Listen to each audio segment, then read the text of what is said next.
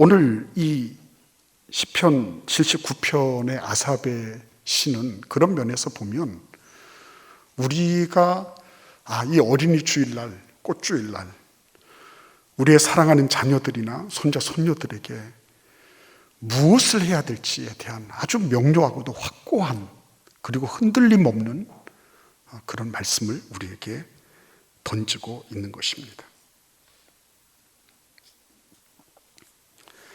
예루살렘이 파괴되고 성전이 더럽혀졌다. 이건 정말 종말인 것 같아요. 그렇죠?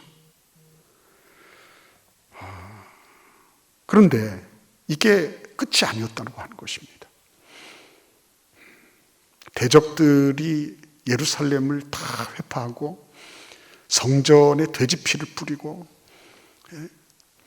성전을 완전히 유린을 해서 몹쓸 것이 되게 만들고, 그리고 시체가 산을 이루어서 거기에서 뿜어져 나오는 피가 강물이 되었다. 그런데 시신을 치울 수 있는 인력조차가 없다. 다 죽었으니까. 그래서 그게 짐승의 밥이 되고 새들의 음식이 되었다. 처참한 모습이죠. 처참한 모습입니다. 이런 일들이 어떻게 일어나요? 이런 일들이. 근데 이스라엘 역사는 이런 일들이 누차 반복됐다고 말하고 있는 거예요.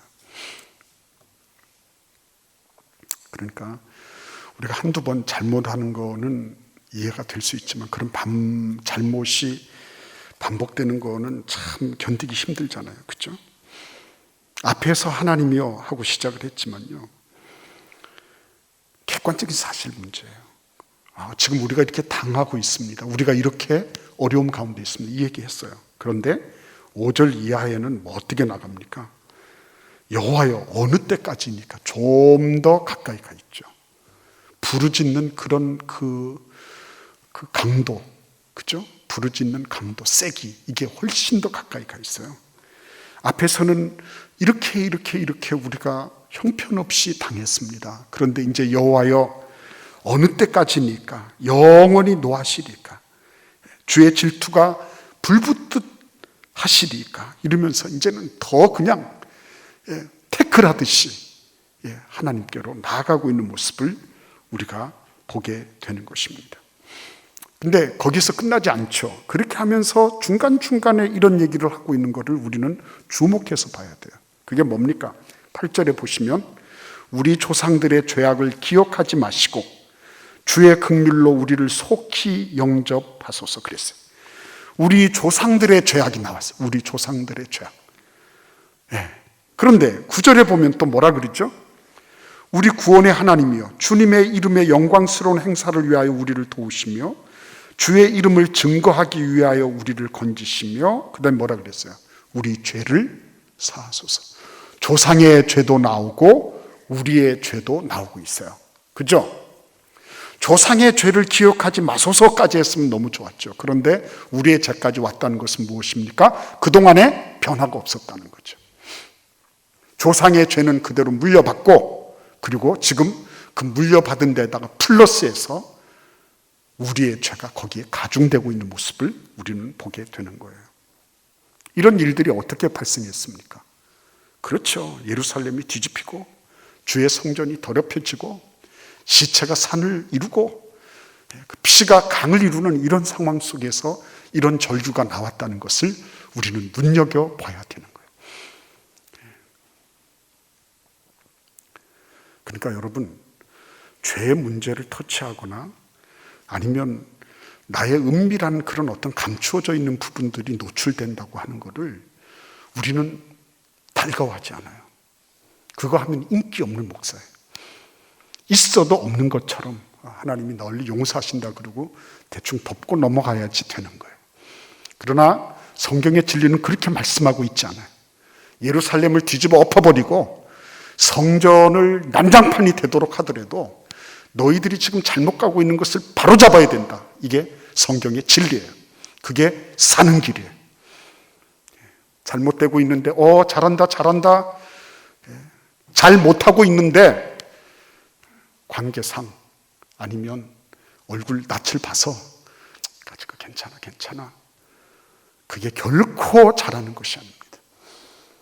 내 자식이 잘못하고 있는데 근데 어쩔 수 없잖아. 머리 굵어서 어떻게 하겠어. 경로대학에서 꼭 그렇게 유언하라 그렇게 말씀드리죠. 어르신들한테. 내가 가더라도 너희들 꼭 신앙생활 잘해야 된다. 교회 꼭 나가야 된다. 연습하십시오. 잘못하고 있는데 잘한다고. 거짓인데 거짓이 아닌 것처럼. 문제가 있는데도 불구하고 문제가 없는 것처럼 슬쩍슬쩍 가리면서 그렇게 가는 게 그걸 사랑하는 게 아니에요. 그게 참 사랑이 아닙니다. 하나님은 이스라엘을 진짜 사랑하신 거예요. 뒤집어 엎어서라도 너희들 조상의 죄와 너희들의 죄를 실토하고 거기서 돌이켜야 된다는 거예요. 메시지는 분명합니다. 그러니까 바깥에 있는 수많은 문제들, 그게 다 문제인 것처럼 보이죠. 그러나 문제의 출발점은 어디에 있어요? 영적인 것에 있어요. 내면적인 것에 있습니다. 뭐가 안 되고 뭐 대단하게 어떻게 해서 시스템을 이루고 다 좋죠. 그러나 이 모든 것들 그 중심에, 그 내면에 가려져 있는 부분들, 이거를 하나님이 지금 다 들추어내고 계신 겁니다. 그러니까 지금 이 아삽이라고 하는 시인도 정리가 안 돼 있어요. 이 말 하다가 저 말 하고, 얼마나 급박하면 이렇게 하겠습니까? 하나님 좀 봐주십시오 이러다가, 하나님 우리 죄를 용서해 주세요 이러다가, 하나님 이방 나라가 이렇게 우리를 조롱하고 조소하는데 그냥 내버려 두시겠습니까? 그리고 왔다 갔다 하고 있어요. 그러니까 바쁘기는 진짜 바쁜 거예요. 급하기는 급하고 정말 뭐 이루 말할 수 없는 그런 아비규환이에요. 근데 우리가 봐야 될 한 가지가 있습니다. 그게 뭐예요? 13절입니다. 우리 같이 한번 이 말씀을 읽어보겠습니다. 우리는 주의 백성이요 주의 목장의 양이니 우리는 영원히 주께 감사하며 주의 영예를 대대에 전하리이다. 그렇죠? 그러니까 아삽이 그 예루살렘 성과 그 안에 성전이 다 무너지고 뒤집혀지는 이런 아비규환, 그리고 나중에는 이제 몰려가지고 나중에 뭐까지 와요? 우리 조상의 죄와 우리의 죄, 이전에 과거로부터 누적된 죄와 지금 현행적으로 범하고 있는 이런 범죄들, 이런 것들을 주님 앞에 다 토해놓게 했어요. 그리고 난 다음에 보니까 뭐가 남아있어요? 아무것도 남은 게 없죠. 완전히 황폐한 겁니다. 다 털어버린 거죠.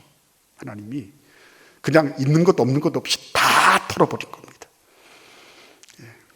그런데 마지막 남은 한 가지가 있는 겁니다. 그게 뭐예요? 13절, 하나님 우리는 주님의 백성입니다. 하나님은 우리의 왕이십니다. 하나님 우리는 주님의 목장의 양이고 하나님은 우리의 목자가 되십니다. 우리가 주님께 영원히 감사하고 주님의 영광을 대대 전할 것입니다. 이렇게 하고 마치는 겁니다. 끝이 났나요? 결말이 보이나요? 아무것도 안 보이죠. 그렇죠? 이렇게 하고 끝난 겁니다. 그러면 여기에서 클라이맥스가 뭘까요? 13절인데 왜 이게 클라이맥스가 되죠? 왜 이게 클라이맥스가 되고 절정이 되는 겁니까? 오늘 우리가 받아야 될 이 하나님의 말씀, 결정적이고 최종적이고 궁극적인 고백, 이거거든요.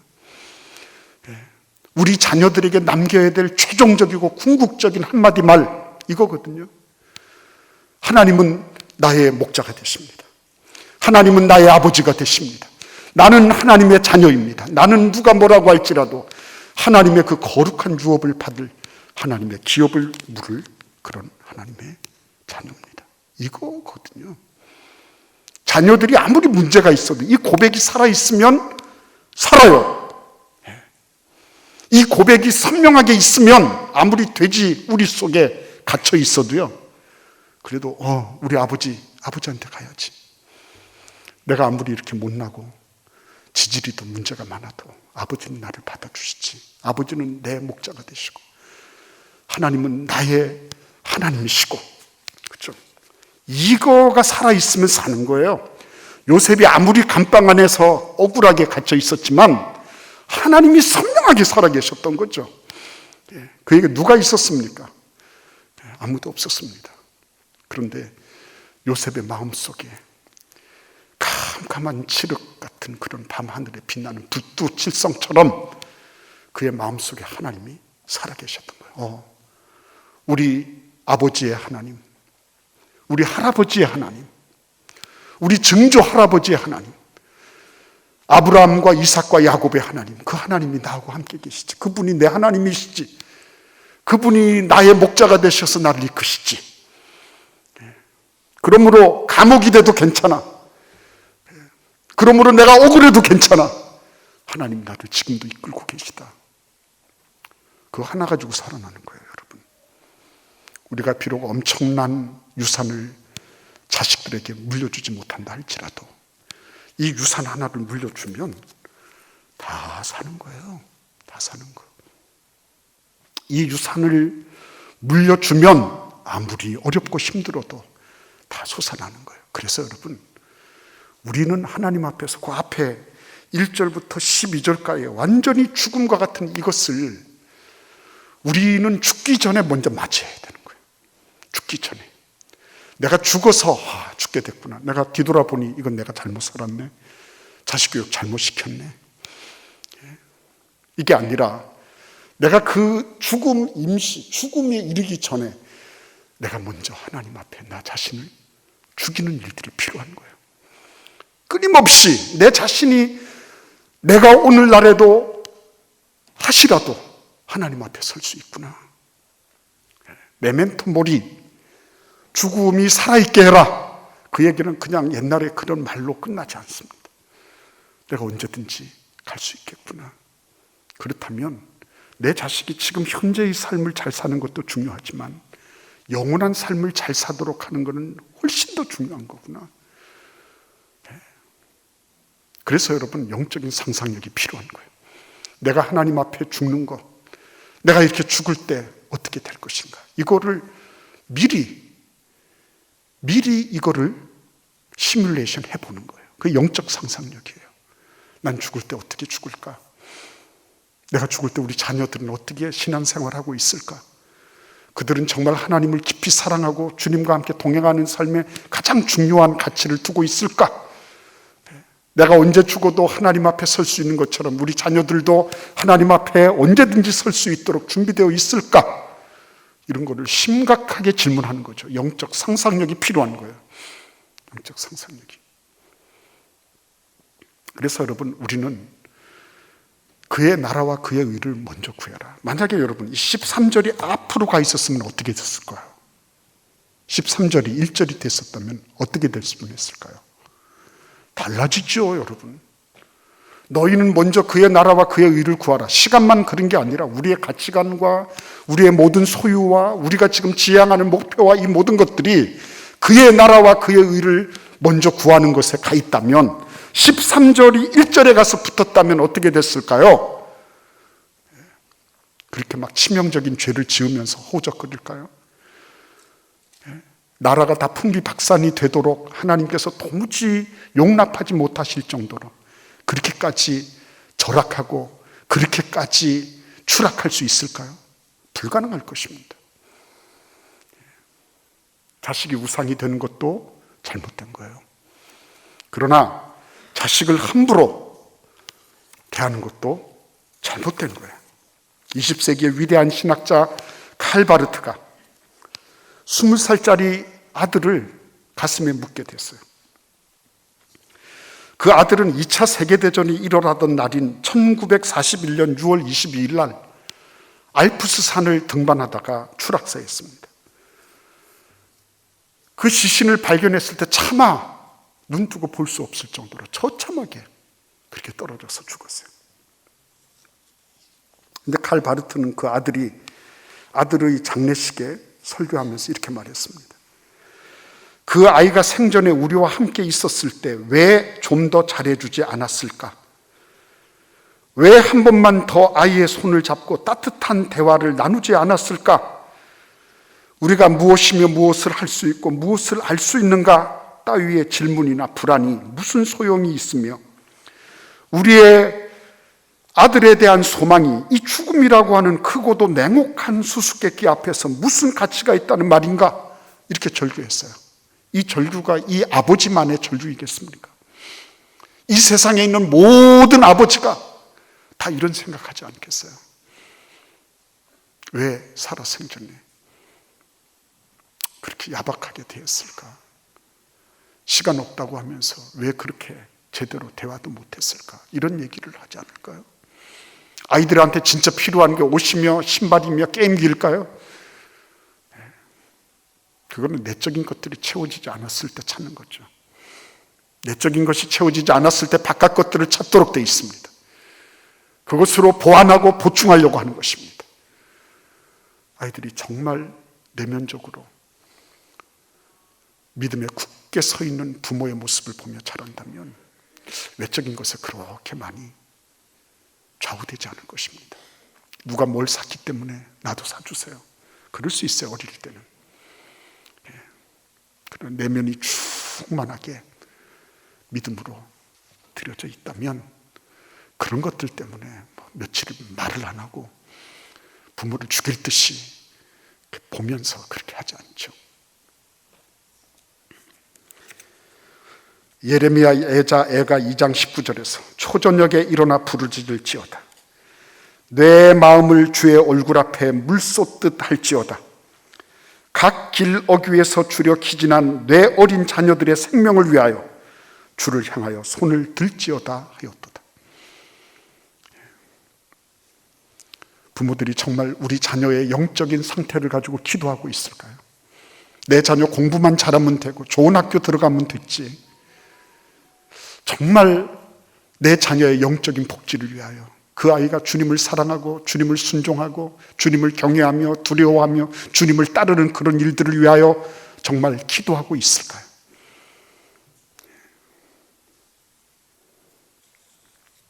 시편 73편 25절에서 하늘에서는 주 외에 누가 내게 있으리요, 땅에서는 주 밖에 나의 사모할 자 없나이다. 이거 가르쳐 주는 거죠. 너는 하나님의 자녀다. 예수 그리스도의 피로 말미암아 너를 이 지구상에 둘도 없는 하나님의 자녀로 너를 삼으셨다. 내가 너한테 엄청난 것을 유산으로 물려주지 못하지만 너는 하나님의 무한한 유업을 받아 누릴 하나님의 아들이요 딸이다. 네가 무엇을 하든지 하나님의 뜻을 따라 순종하면 하나님은 너에게 위대한, 하나님의 다함이 없는 풍성한 보화로 너에게 복을 주실 거다. 그러니까 여러분, 우선순위를 따라 13절이 앞으로 가서 붙으면요, 그 다음에는 너무 행복한 거예요. 이 자기 정체성, 영적인 자기 정체성이 분명하고 살아있다면 그 다음부터는 거룩한 삶 살게 될 거예요. 그 다음에는 외풍이 어떻게 되든지 그거는 문제될 게 아니에요. 하나님이 그것도 막아주실 거예요. 주님께서 이 어린이 주일날 아이들을 잘 위로하고 따사롭게 하고 걔네들을 잘 생각합시다.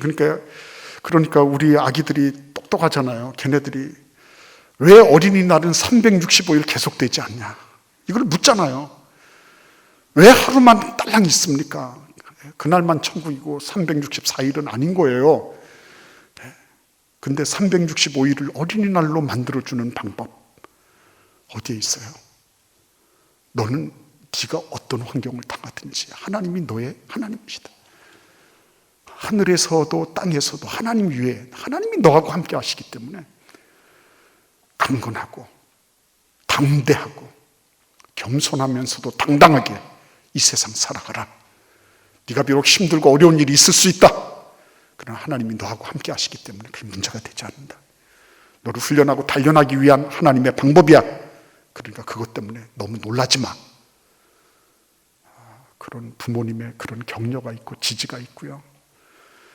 그렇게 해서 우리 자녀들은 영적으로 독립하면서 근육을 키워나가는 거예요.